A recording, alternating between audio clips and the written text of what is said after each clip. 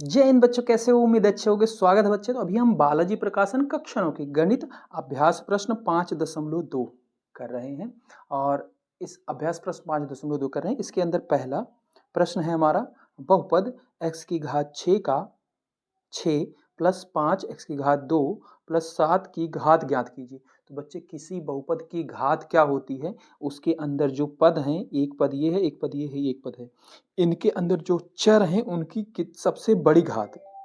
तो यहाँ पे चर x है, इसकी घात क्या है, 2 है, और यहाँ पे चर x है, इसकी घात 6 है। यहाँ पे चर x है, उसकी घात 0 है, ये हिडन रहता है, छुपा हुआ रहता है, ठीक है।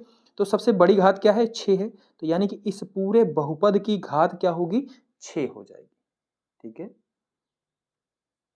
तो इसका जवाब क्या लिखेंगे, हल। बहुपद को हम उतार देंगे, जो बहुपद है x की घात 6 प्लस 5 x की घात 2 प्लस 7 की घात 6 है, क्योंकि बहुपद की सबसे बड़ी घात 6 है, क्योंकि बहुपद की सबसे बड़ी घात 6 है। दूसरा प्रश्न, बहुपद 3x प्लस 7 की घात क्या है। तो इसमें x है, यहाँ पे इसकी घात क्या होती है, जिसके ऊपर कोई घात नहीं लगी होती, एक लगी होती है, x के ऊपर एक क्या हो, छुपी हुई रहती है। तो इसका जवाब क्या है, 3x प्लस 7 की घात 1 है, ठीक है, क्योंकि बहुपद की सबसे बड़ी घात 1 है, ठीक है। तीसरा, दो घात का बहुपद बताइए। ऐसा बहुपद बताइए जिसकी घात क्या हो, 2 हो। तो भाई हम लिख देते हैं, कोई भी लिख देंगे, x की घात 2 कर दिए, ये लो, ये भी एक दो घात का बहुपद है, ठीक है। या फिर x की घात 2 प्लस 2x प्लस 1 लिख दिए, ये भी दो घात का बहुपद है। तो कोई सा भी एक उदाहरण हम दे सकते हैं, ठीक है। इसकी भी घात 2 है, इसकी भी की घात 2 है, इसकी भी घात 2 है, ठीक है।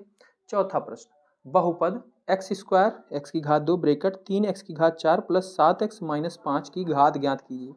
तो इसको सबसे पहले हमें हल करना पड़ेगा, ठीक है। इसमें x का गुना पढ़ना पड़ेगा, तो ये क्या हो जाएगा, x का इंदर गुणा हो जाएगा, एक इसके आगे है, 1 गुना 3 3 हो गया, x की घात 4 और 2 6 हो गई, ठीक है, प्लस 7x की घात 3 माइनस 5x की घात 2, ठीक है, कि घात ज्ञात कीजिए। तो इसकी घात क्या है, सबसे बड़ी घात क्या है, यहाँ पे 2 है, यहाँ पे 3 है, यहाँ पे 6 है, तो सबसे बड़ी क्या है, 6 है। तो इसमें लिखेंगे कि घात 6 है, ठीक है। भाई हमने क्या किया, इसको अंदर मल्टीप्लाई कर लिया, उसके बाद देखा, ठीक है। ये नहीं कि ब्रैकेट में रहता हुआ हम देखेंगे यहाँ पे सबसे बड़ी 4 आती है, यहाँ पे 2 आती है, ऐसे नहीं। मल्टीप्लाई करने के बाद, सिंप्लीफाई एकदम हल करने के बाद बिल्कुल सरल रूप में आ जाए तब देखना होता है, ठीक है। तो इसकी घात 6 है। तो इस तरीके से हमारे 4 प्रश्न ये थे। पांचवा प्रश्न है, यदि f(x) की घात 36 तथा g(x) की घात 20, तब f(x) प्लस g(x) की घात ज्ञात कीजिए, ठीक है। तो भाई कोई बहुपद है जिसकी घात क्या है, 36 है, और कोई बहुपद है gx है जिसकी घात क्या है, 20 है। तो एक बहुपद है fx और एक है gx, इन दोनों को जोड़ा जाएगा। तो भाई एक की 36 है, तो क्या होगा, x की घात 36 मान लो होगा कोई बहुपद, ठीक है। और दूसरा क्या है, gx, तो इसमें x की घात क्या होगी, 20 होगी, ठीक है। तो अब ये दोनों जुड़ गए हैं, हाँ जुड़ गए हैं, तो इसमें सबसे बड़ी घात क्या है, वही बहुपद की घात होगी। तो 36 क्या है, इसमें 20 है, 36 है, कौन बड़ी है, 36 बड़ी है, तो यही क्या होगी, इस बहुपद की घात होगी। तो इसका जवाब क्या लिखेंगे, fx प्लस gx की घात 36 होगी। तो यहाँ पे लिखेंगे fx प्लस gx की घात 36 होगी, ठीक है।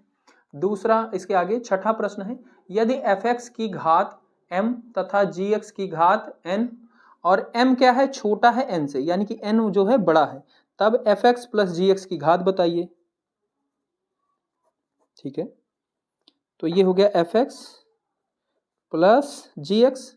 ठीक है, तो इसी तरीके से क्या है, एफ एक्स की घात क्या है, x की घात m होगी और जी एक्स की घात है क्या है, n है, तो x की घात n होगी। अब इस बहुपद की घात क्या होगी, जो सबसे बड़ी होगी। m और n में कौन बड़ा है, तो यहाँ पे दिया गया है n क्या है, m से बड़ा है, तो n क्या हो जाएगी, इसकी बहुपद घात हो जाएगी। तो एफ एक्स प्लस जी एक्स की घात n है, क्योंकि जो बहुपद में सबसे बड़ी होती है उसी की होती है, तो m और n में n बड़ा है तो n इसकी घात हो जाएगी। ठीक है, सातवां प्रश्न है, यदि एफ एक्स की घात m तथा जी एक्स की घात n और यहाँ पे m जो है बड़ा है n से, तब एफ एक्स प्लस जी एक्स की घात। सेम क्वेश्चन है, बस एक कंडीशन बदल दी गई है, पहले n बड़ा था अब m बड़ा है, तो जो बड़ा होगा वही तो बहुपद की घात होगी, तो सेम चीज लिखेंगे, एफ एक्स प्लस जी एक्स।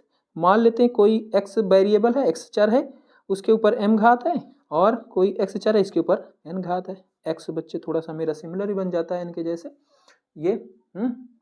तो इसमें इसकी जिसकी घात बड़ी होगी m और n में जो बड़ा होगा वही बहुपद की घात होगी। तो यहाँ पे कंडीशन दे दी गई है कि m क्या है, n से बड़ा है, तो क्या हो जाएगा, एफ एक्स प्लस जी एक्स की घात m है। ठीक है, m होगी, जो बड़ा होगा वही होगा, तो m इसमें बड़ा है तो m इसकी घात होगी। इसके बाद आठवां प्रश्न है, यदि एफ एक्स बराबर x की घात 7 माइनस एक्स की घात 5 प्लस 2 x की घात 2 प्लस 1 व जी एक्स बराबर माइनस एक्स की घात 7 प्लस एक्स माइनस 2, तब एफ एक्स जी एक्स की घात ज्ञात कीजिए। तो दोनों को सिंपल हमें क्या करना है, जोड़ देना है। ठीक है, दोनों को हमें जोड़ देना है।